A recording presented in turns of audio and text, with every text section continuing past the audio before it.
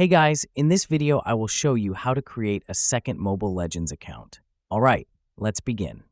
First, make sure your current account is connected with a Moonton account. Then, open the Play Store and search for a clone app. Download your preferred cloning app and open it. Grant the necessary permissions, then tap the Add icon to create a new app instance. Search for Mobile Legends and create a clone of the game. Next, open the cloned version of Mobile Legends and start playing as a guest.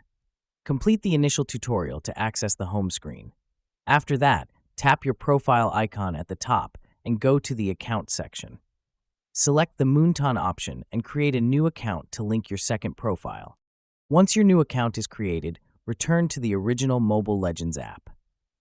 Go to Account Settings and select the Switch Account option. Then, you can just log in using the new Moonton account that you just created. So that's basically how you can create a second Mobile Legends account. And that's it for this video. If you find this helpful, consider subscribing and giving this a big thumbs up. Thanks.